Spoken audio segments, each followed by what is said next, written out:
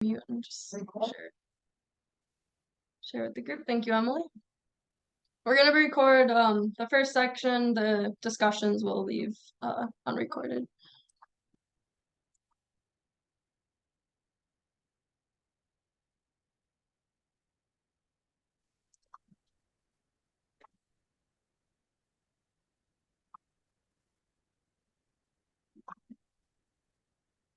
Here to learn.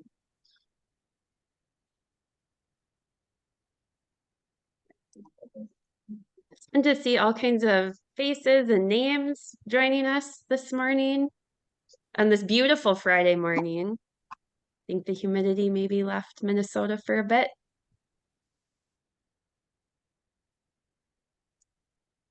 Yeah, definitely.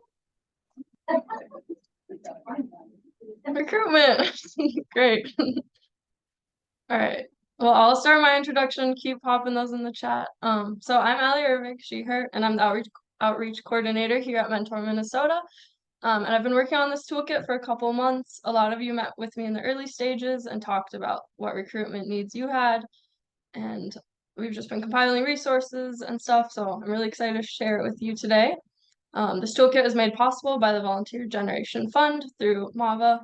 And yeah, so shout out to them and shout out to everyone here who helped make this happen. I'll pass it over to Sarah to share a little bit about yourself, and then Emily.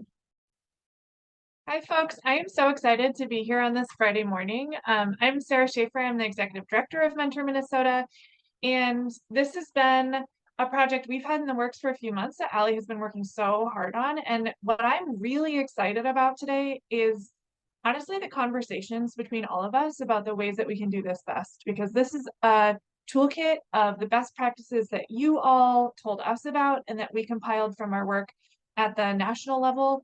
But what is so exciting about this is we have the brain power and the skills here to come up with some really interesting other ways to do recruitment. And so I'm really looking forward to that conversation with all of you.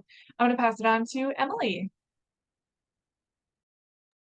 Thanks, Sarah. Thanks, Alli. Great introduction. Good morning, everyone. I'm Emily Geray, she, her. I'm the program director, so sitting alongside Alli and Sarah on the small but mighty Mentor Minnesota team. I'm excited again to see all of your faces, and even if you're busy having breakfast, that's quite all right. Happy to see familiar names of some really great program leadership all over the state. So thank you again for dedicating and really giving up some time this morning to be with us. I'm equally excited to really talk about recruitment. Many of you, that maybe have been involved in technical assistance recruitment is one of those big concerns that a lot of our programs have. And so to really lean into that conversation today, I think is going to be beneficial for all of us. So really a space for all of us to learn, and also a place for all of us to lead, and talking about what's going well and what you're excited to maybe share with the community. I know I'm also going to be maybe leading a little bit of a teaser for the recruitment toolkit and really talking about ways that we can amplify outreach. So really building on connection. And then another part that I'll be highlighting that I'm excited about is talking about partnership and really providing opportunities to lift one another up. So again, just appreciate all of you being here, and I'll hand the mic back over to Alli to maybe introduce. Thank you. Yeah, I'm super excited about all of that things. Okay, so here's the agenda for the day. We're gonna have a conversation with Rica Rivera from the Division of Indian Work, and then we're gonna talk with Xavier Vazquez of SPNN, and then we'll do a walkthrough of the recruitment toolkit, and then have a breakout session. There'll be 2 different rooms, and then we'll reconvene and reflect. So we'll dive into the toolkit soon, but to get us excited, I'll be interviewing Rica, and we're going to be talking about community engagement and recruitment and stewardship. So first we can hear a little bit about Rica. If you want to introduce yourself. Hi, I'm Rica Rivera. I was born and raised in South Minneapolis. I've worked at the Division of Indian Work for nine and a half years. I am the volunteer coordinator and a youth worker for them, for specifically the Youth Leadership Development Program. I'm a member of the Seneca Nation of Indians. am also Black, and I have Puerto Rican in me as well. In 2018, I co-founded the Young Women's Society along with my coworker. It is a girls group that focuses on missing and murdered Indigenous women. We have a podcast, things like that. And I also won the Friends of Youth Leadership Intervention Award, and I've been inducted to the Youth Intervention Hall of Fame. I'm kind of just going through my bio slowly. But I'm also a TA for Mentor Minnesota too. So. Yes. Yeah, you and Xavier are both our amazing TA consultants, and I'm so thankful you were able to join us today. So could you tell me a little bit more about the Division of Indian Work and the Youth Leadership Development Program and your role in those? Yeah. So DIW was founded in 1952. It is the oldest Native organization in the Twin Cities. It started through the Greater Minneapolis Council of Churches in the beginning because a lot of Natives were moving from the reservations into the cities looking for work. So that's kind of why it's called the Division of Indian Work. But we separated from them in, I want to say 2016, maybe 2017. And now we're Native woman led, which is pretty cool. My specific program was established in 1980. It kind of came to be because there is a lack of trust in the education system when it comes to Indigenous people. And that comes from boarding schools, just not trusting the government, things like that. And because of that, when Native families kind of have hardship and things like that, education kind of falls behind. So our goal is to kind of help them regain trust in the education system, and then try to help the graduation rate, because less than 50% of Native youth graduate from high school. So we do tutoring, language, alcohol and drug prevention. We work with textiles. We did the first American Indian Freedom School a few years ago. And yeah, it's a pretty good program, I think. Yeah, amazing program. Okay, thanks for sharing about that. Yeah. Okay, so could you tell me a little bit about how the Indigenous community in Minneapolis is unique? So it's although we have a large population of Native people here in Minneapolis, it's a very small community. So everybody knows everybody from generations on. My family's been here since the 70s, even though we're originally from New York. So everybody knows my family. It's kind of one of those things where it's like, oh, who are you related to? And you kind of, it works like that. And then it's just very tight-knit. And then our communication is different. The way we speak to each other is different. So that kind of also builds a different type of unique community as well. Gotcha. Okay. How do you think that those aspects help with recruitment in your programs? It allows you to build relationships. It's almost like if I'm like, oh yeah, my aunt is such and such, then it's like, oh my God, I know her. And then automatically there's like this bond. So it really helps with recruitment. Word of mouth is also a big way that helps. And it just being a tight community, like I said previously, we all know each other. So the building relationships is the main thing. Definitely. Okay.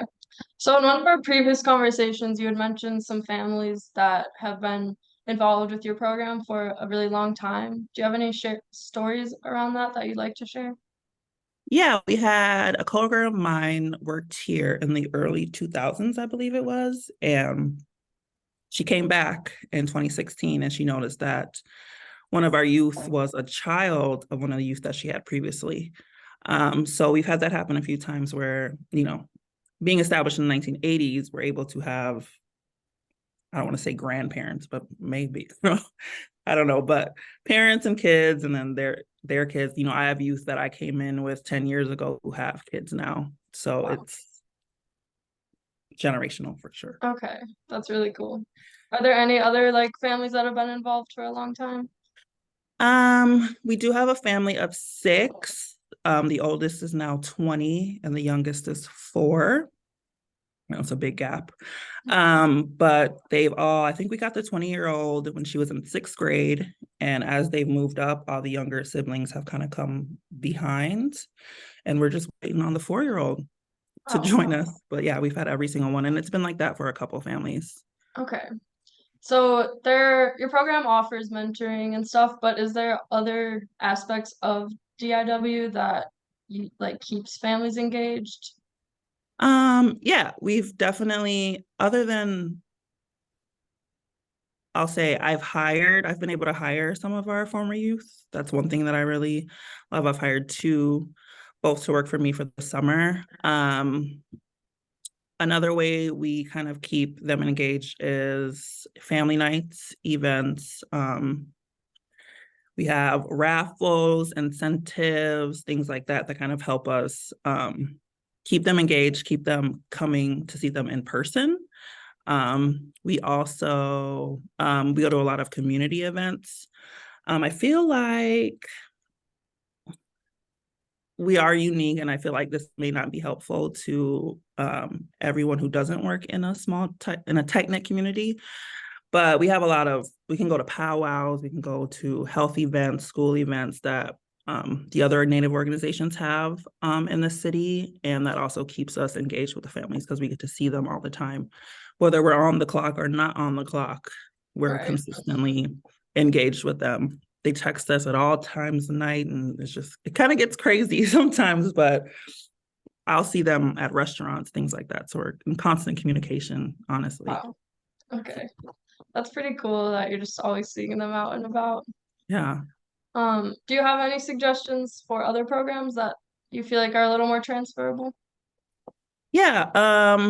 We, of course, like every other program, we do social media, recruitment. Word of mouth is a really big thing, but I would really encourage everyone to kind of go to these community events that you think your clients might be at, especially if it's cultural, if you feel comfortable, because that kind of helps build trust and helps build community and relationships. And yeah, just kind of try to I don't want to say be in their spaces, because I know that can be kind of uncomfortable sometimes, but kind of put yourself out there, because I feel like that helped a lot. I have excellent relationships with a lot of our families. I'm very grateful for that. Yeah, that's amazing. Yeah. Cool. Well, thank you for sharing that. Is there anything else you wanted to add? No, just keep going for it. They'll come. If the need is there, they'll come. So Totally. thanks, guys. Yeah, thank you. If anyone has any questions for Rica, you can go ahead and pop those in the chat or unmute and we can have a little discussion. I have a question for you, Rica, which is I really appreciated your conversation about being in community and like going to these cultural events. And I'm curious from your perspective, how could other mentoring programs support their coordinators or the people who are doing this work to do that in their own communities? What would be like a dream workplace best practice in that? Ooh, that's a good question. I mean, I would first kind of make sure that it's an appropriate situation for you to kind of extend yourself. But honestly, kind of just going for it. I don't know, encouraging it, just saying to take those extra steps, and yeah, just put yourself out there. Hopefully I answered that.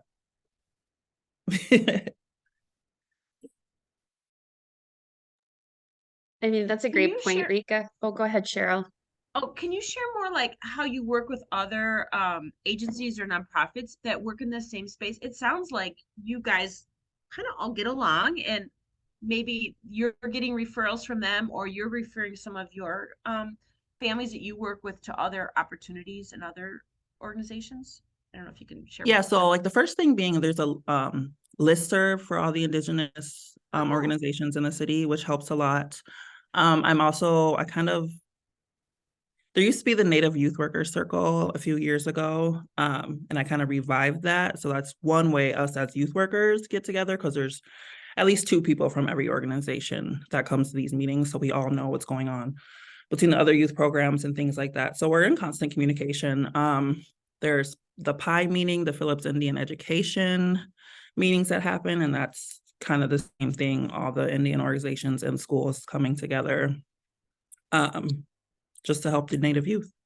So there's multiple ways.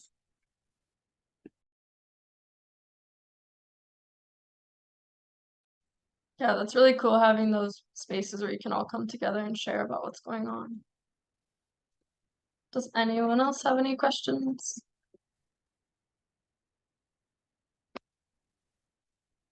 Okay, well, if you think of anything, we can kind of discuss those later in the breakout sessions as well. So just keep them top of mind if you do think of something. All right, next I'd like to bring another one of our amazing technical assistance consultants, Xavier Vazquez, to the podium. So welcome, Xavier. Would you like to introduce yourself? Yes, thank you. So my name is Xavier Vazquez. My pronouns are he, him, his. And then I was formerly the director of Twin Cities program management at Boulder Options. And then this is my 3rd month on the job as being St.Paul Neighborhood Network executive director. So I'm very happy to be here in this space because mentoring is in my blood. That's amazing. Yeah, it definitely is. And I think Sarah and Xavier met at Boulder Options, so it's been just amazing knowing people through the mentoring community as well. All right, Actually, so yeah, go ahead. Sarah hired me at the moment. So and yeah, initially like I didn't know too much about mentoring by that time. I spent almost 5 years and a half, almost 6 years in the mentoring field, but a lot of it has been thanks to Sarah and kind of like the growth that I've had during the mentoring field, right? Yeah, I can see that. She's a good supervisor. Okay, well, let's get into it. What does diversity mean in your program or to you? Yes, I think diversity means having participants from different backgrounds, experiences, cultures, and it means looking at the room and realizing that you feel represented because more people would like you. Okay, yeah. And within like Boulder Options, how did that like feel to you, or in SPNN, either one? Yeah, in Boulder Options case, for example, I remember it really mattered because youth asked for it. So we didn't make assumptions about like what our youth wanted. We asked them and they expressed interest in having mentors who look like them. In other words, like diversity wasn't enough without the inclusion part. Also in our program, youth and their families, usually historically, they decided to be matched with the first available mentor because the waiting list was long. But then after George Floyd's murder, we had youth willing to wait to be matched until we had the mentors they wanted. Requesting, and not only BIPOC, but we also had youth requesting LGBTQ plus mentors with disabilities. So it was a learning curve for us. Definitely. Yeah. How did you go about like recruiting those mentors that they were asking for? Yeah, after we listened to our youth, we spent a year working with the University of St. Thomas, specifically in Dr. Owen's class. So if for those of you who are not familiar with Dr. Owen's class, it's a community class where you can get your project management certification for free as an organization. And then you work with about 6 business students that they can support you in a project. And then we started working with them in a project to recruit more mentors of color. And then we started with research on why our mentors decided to join our program, and we finished with a plan to recruit more mentors using the research as a base. And one of the most eye-opening findings was that mentors of color expressed that one of their motivations was to have a sense of family and belonging. And that is something we change in our marketing materials as well. And it's very interesting because, for example, if you visit the Doherty Family College at the University of St. Thomas, and whose 95% of the students are BIPOC, you will notice that in the notes they have on the wall, because they have like a big wall with students' notes about like what do they like the most about this college. They mention, so it's 95% BIPOC students, and they mention that something they like about that college is that they feel a sense of family and belonging, which is exactly what we found in the research with the University of St. Thomas. So we also did, I heard the word of mouth is crucial. 40% of the mentors at Boulder Options come from word of mouth. And then we also did direct recruitment. So example, if a mentee requested a Latinx mentor, we tap directly into people around us who could be good mentors, and we're open with them about like what the youth was looking for. And after several months of implementing this, we increased our mentors of color by 40% from the 15% that we initially had. And there was there was much more to do, but it was a great start. And then, yeah, that's basically tackle that they ask. Yeah, okay. Do you think like being able to say to them, like these youth specifically asked for this, helped you be able to speak to those potential mentors better? Oh yeah, definitely. Because it was we kind of like we have connections around the community, right? And as soon as our youth had specific needs, it allowed us, when they asked for specific mentors, it allowed us to tap into our resources, our communities, but also talk to other organizations and a lot of collaboration, and being very intentional about like, hey, we have a youth that requires a mentor, and I think it could be a really good mentor. And then for the mentors, I mean, every mentor that you're gonna reach out to, a potential mentor, not every potential mentor will say yes. But at least it definitely gave a different sense of like, wow, like I'm also seen. And yes, I've never considered about being a mentor, or I've heard about being a mentor around, but this is kind of like a direct ask. So yeah, it was very, very useful to do that and kind of like do that direct contact, but then also the why. The why of like what I think you will be a good mentor. Definitely. Okay. And are there ways that you ensure that diversity is not tokenized when you're doing this work? Yeah, to avoid tokenism, inclusion was for all of our efforts for diversity. It was an all hand on deck effort, and we were transparent and intentional about the why we were recruiting diverse mentors, and it wasn't for the organizational image, it was for youth, and very intentional about that. Right. Yeah, I guess you touched on that throughout your whole thing about how intentional and how it was the youth asking for that. Thank you. So what can programs do to continually support young people from marginalized communities or simply communities different than your staff? Yeah, listen. Truly, it is listening, and just being open and being willing to work with what he is asking for. Um, I feel most of the changes that um, I've we had at Boulder Options, it wasn't. I would say they weren't possible without listening to the community, and then after that, we saw ourselves kind of like connectors and like the people that can bring those opportunities in. Um, but there was actually our youth mentors and families' ideas. It wasn't actually ours, so we just worked with them on how to like find those opportunities. Right. Okay. That's amazing. Does anyone have questions about this topic? I actually have one to start. Maybe if you want to share a couple, like what tactic did you even use to just start like asking a youth? Like, did you just sit a youth down and say like, hey, what are you hoping for in your mentor? Or like, if you have any specific examples of like talking with the youth to understand what they were hoping for in their mentor?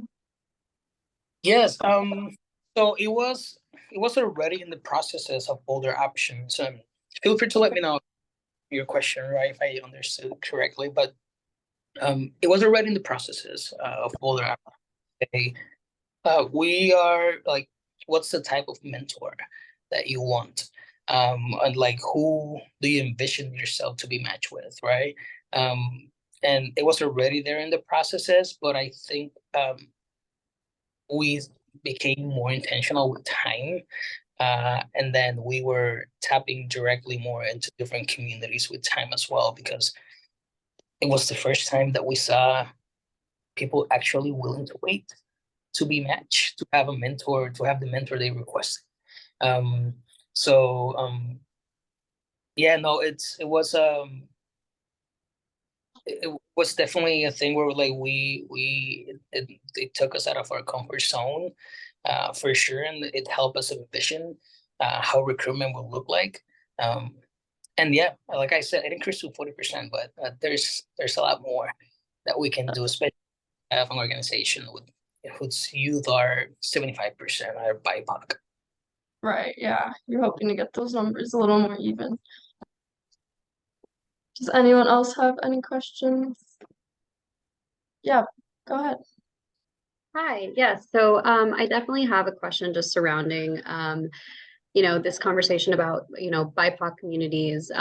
So we are a youth program for Latinx high school students, and something that we have seen through, I would say probably the last few years and with everything as COVID, we're having a little bit more difficulty finding mentors and also retaining mentors. So I think more on the question of like mentor, like, retainment, specifically for, our community, our Latinx students, how would you, I guess, any advice that you would offer on like mentor retention? Yes, something that we're starting to explore at older options. It was kind of like creating some. So first of all, right, older options has this process, yes, but ongoing training, it's called, in a monthly basis, where they are called mentor meetups. So mentors get together in a monthly basis, and then they talk about either challenges, and we had very specific discussions about certain topics that probably mentors were having challenge with, and it happened in an in-person setting, either a brewery or a coffee shop, or like this very like informal places for them to have a space to be engaged with other mentors as well, kind of like a support group. So it was something that was really useful for the mentor and the experts. We had mentors that have been mentors for 15 years, as we have mentors that it was their first month being mentors. And we talked a lot about expectations, like don't come with expectations to the mentoring relationship. And this is every experience is completely different. So having those experiences from mentors that have been with their mentees for 15 years was very useful especially for newer mentors.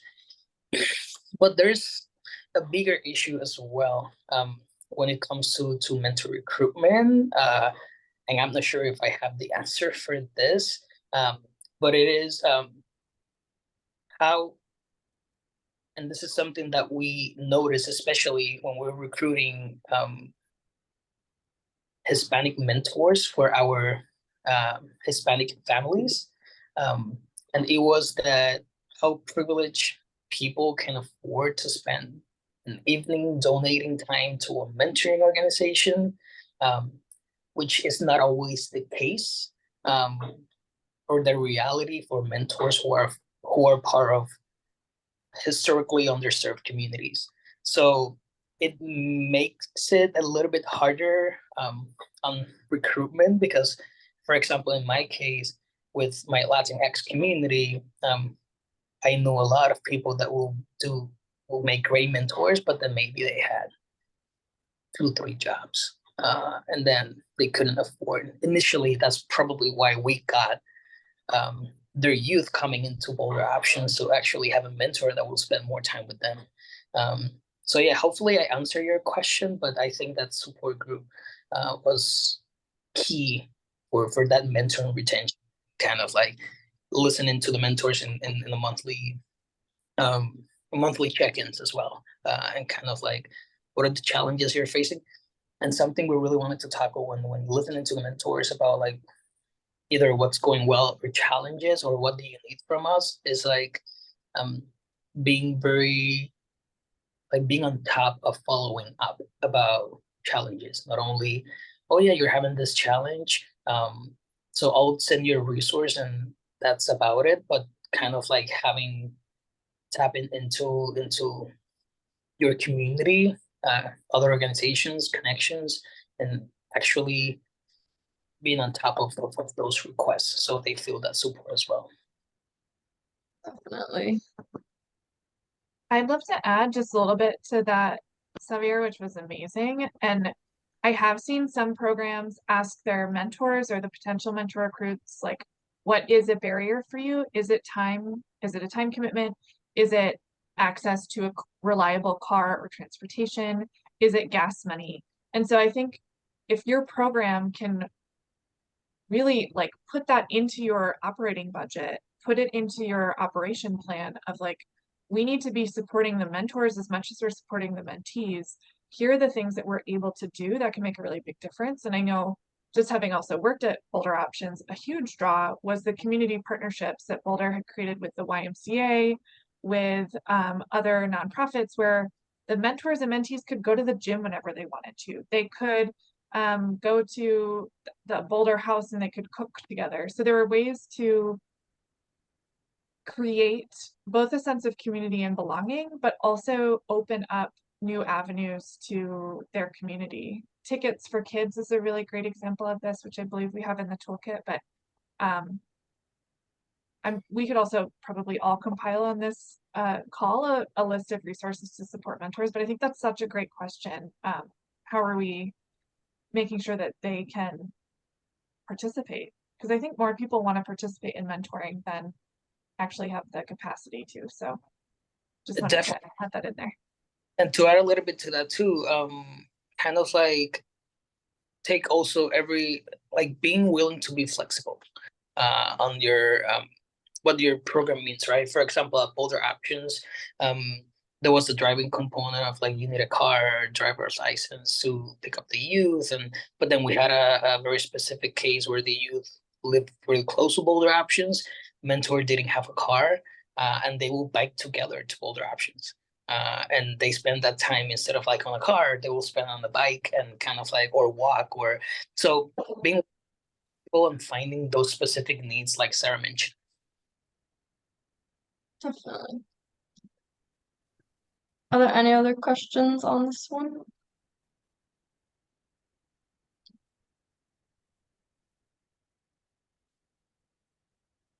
Okay, well, I really appreciate both you, Rica and Xavier. I am so thankful that you spent your time with us and prepared for this. So yeah, we're really grateful for you. And also, I wanted to put it out there too.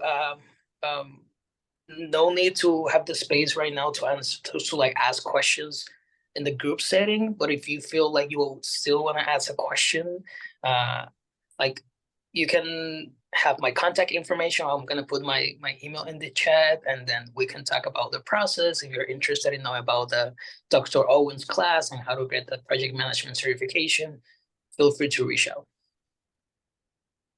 thank you. That's super generous of you.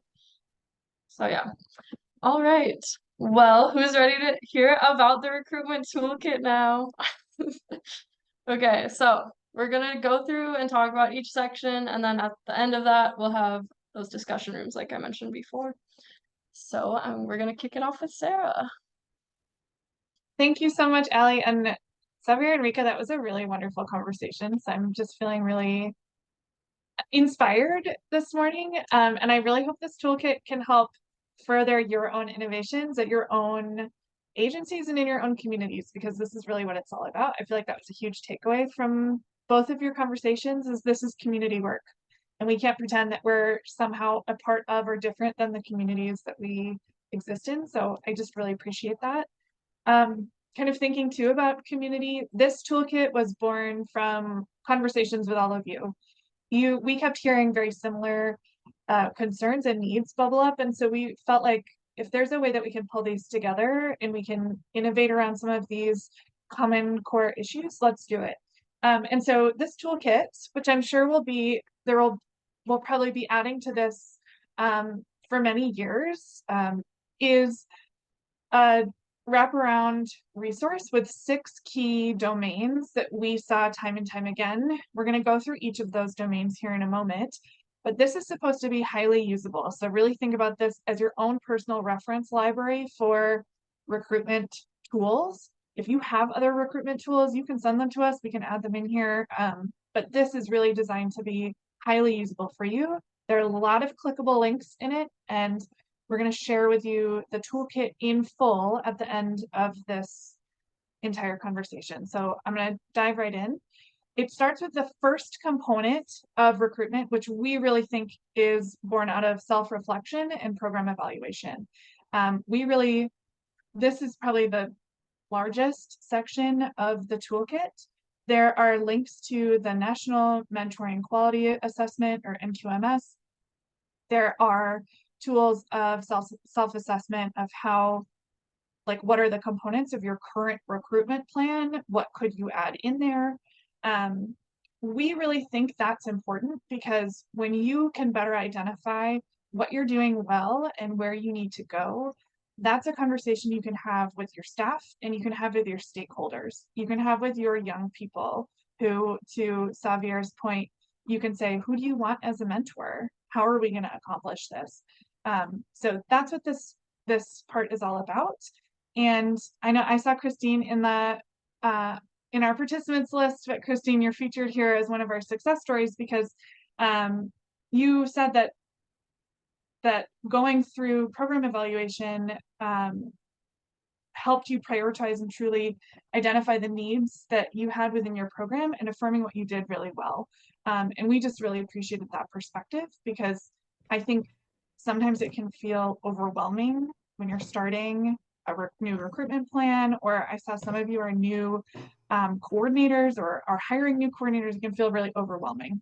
So starting with the good is really, really helpful. So this is an incredibly robust section of this toolkit itself.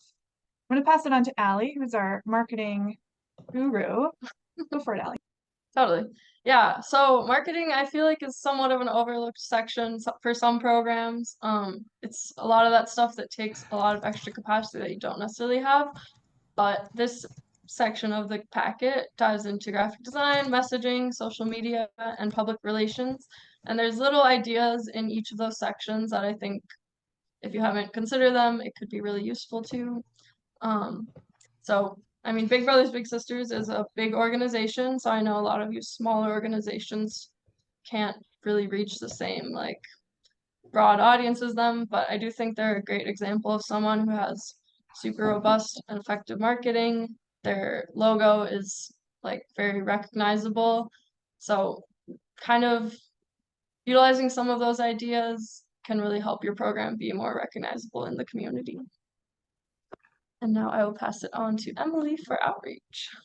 Yeah, thanks, Alli. So I'm excited about outreach too. And as Rica and Xavier really are exemplar in the space of outreach, I think. Not only that, but they also have such collaborative spirits. And so yeah, appreciated the conversation as well. But the section of outreach, really, in this section, we're really providing some tools and ways of thinking about defining your public presence in the community. How are you showing up to those spaces? And as Rica shared, defining sort of what's appropriate and really thinking things through and being intentional, but also thinking about Building relationships is really activation, right? So outreach, I think of each of these sections really as an action step. So you're like, what now, what, right? What do I do? Each of these spaces are something that you can activate on, but outreach being one of them, right? Getting out in community, showing up, asking questions. Xavier mentioned the power of listening too. Outreach is a lot of listening, maybe more than even talking and it does take time. So really building in and also thinking about racial equity work. So assessing and training your team. Again, being intentional about this and knowing that patience is going to be a part of it, and knowing that, really leaning in and preparing for the outreach within your community is important and vital.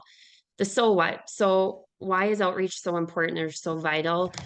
Community engagement fosters that curiosity, right? Like, oh, what is that? I want to learn more. Maybe want to lean in or check it out or come to an event or go to, if you're doing something like a family event in a park to kind of talk, or a back to school event, right? You're fostering curiosity.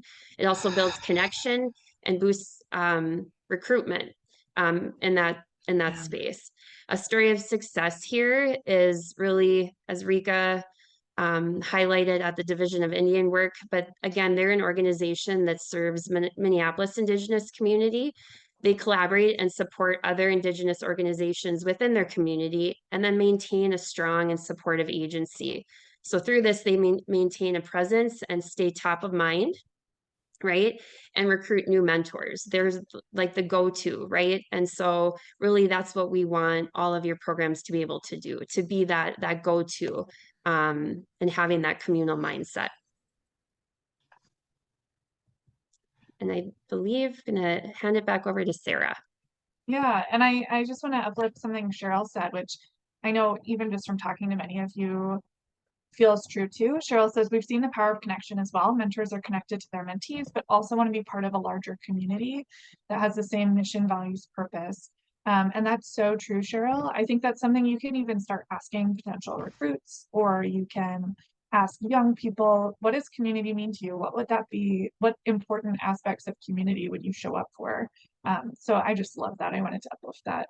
I think to Rica's point earlier, outreach and recruitment takes a lot of time and energy. And I think it's one of those often underappreciated parts of this work. But without outreach and without recruitment, your program really isn't strong or robust, and it probably won't reflect the community you're serving. And so we have this section as a way for you to assess how many people do you need at your organization doing this work. Where are the areas that you can incorporate outreach and community engagement more within your staff? And for some of you, you might be like, hey, I'm a staff of one. How can I do this? And so we also have tips for how to engage your broader community, maybe your board of directors, your volunteers, your mentors into this work, because we don't want you to get burnt out, and we don't want the young people in your program to feel like they're on an island, because that is probably the opposite of your mission at your organization. So I know Xavier has talked a little bit about Boulder Options, but one event that we used to host, which I think is a great example of how to utilize volunteerism and or extend your work in recruitment, is if you're hosting a mentor meetup, ask each mentor to bring a friend or a caregiver or a loved one that they think would make a great mentor. Have them join your community, see your work in action, and the amount of mentors that come out of it is quite stunning, because everybody wants to see this impact, and it's hard to do that just on a marketing material. But if you're doing this, you're already hosting an event. You don't really have to do any extra work if you're already supporting your mentors. This is a really great way to bring additional people into the fold. And I'm going to pass it on. Oh yeah, go for it. I would like to add a little bit, because I remember about also, so bringing people in, also be strategic about the resources and people you bring in. For example, we had a Puerto Rican cooking night. I'm also from Puerto Rico, so Rica. And then we had a Puerto Rican cooking night, and then we brought 2 Puerto Ricans that we kind of like we wanted them to be mentors, but then we're like, hey, why don't you teach this class about Puerto Rican cooking? And when they saw the dynamic between the mentees and the mentors and the whole event, they signed up to be mentors. So it's kind of like bringing them into the space so they can see what you do in your programs is very impactful as well.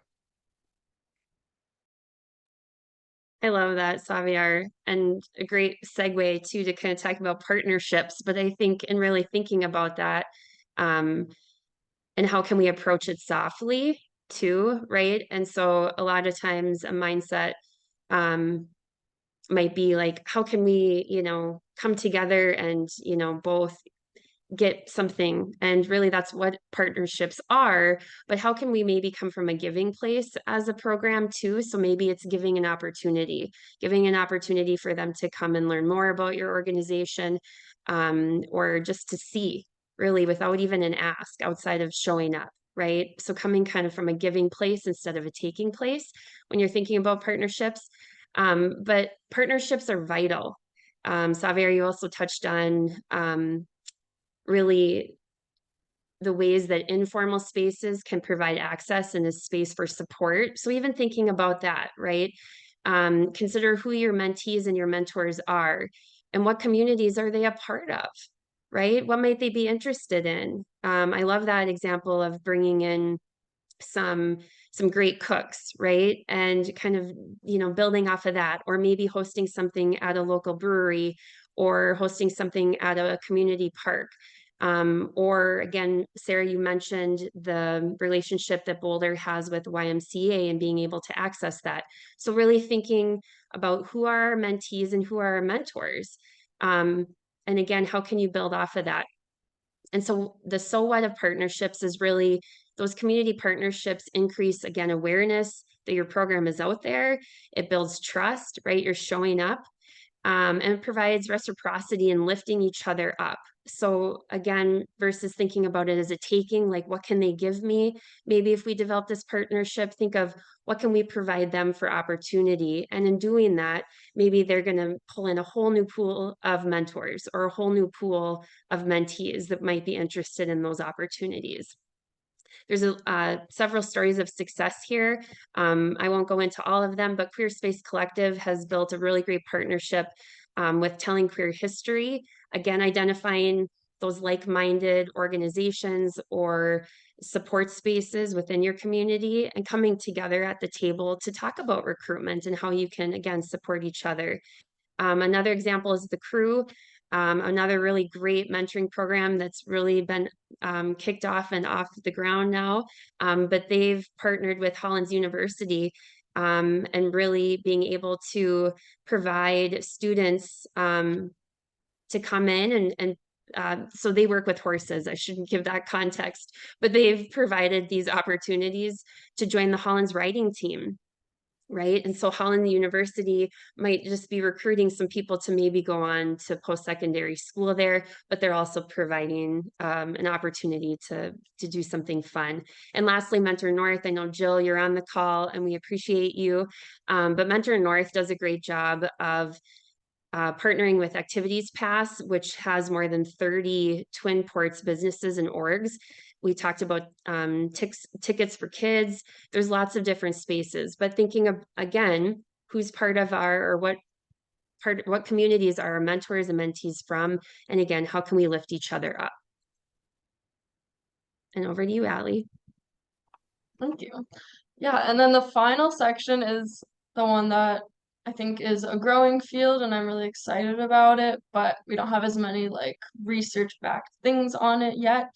But so it kind of goes into youth initiated mentoring, which describes a young person identifying someone in their life to be their mentor rather than just being matched with someone, as well as peer mentoring, which is more, maybe a high schooler mentoring a middle schooler or something like that, or even the same age. So yeah, this section is more about young people having more of a decision-making role, more like self-efficacy within their mentoring experience. And I think that will translate to other areas of their lives as well. Rise Up Red Wing has a program, a peer mentoring program, which I don't know if they're on today, but they were actually struggling with recruitment and decided why not have high schoolers be some mentors. So they had high schoolers become mentors, and that's been actually really great for recruiting other high schoolers because they're just telling their friends about what they're up to, and more people are joining in. So I think that's a really cool program they're working on. Now it's time for the breakout sessions. So we have two different rooms. The first one will be session 1, which is a little bit more based on the conversation I had earlier with Rica, community partnerships, and that will be facilitated by Sarah. And then session 2 will be recruiting diverse mentors, which Emily will be facilitating. That's a little more related to the conversation with Xavier. So if you want to go ahead, and I think the breakout rooms showed up for everyone. It popped up for me. But if you don't see it, there's that little square at the bottom. If you can't join a room, you can either unmute and I'll add you into the room you want, or you can pop it in the chat and I can see it there. But we'll have about 15 minutes to chat, and then we'll rejoin in the main room to share what we talked about.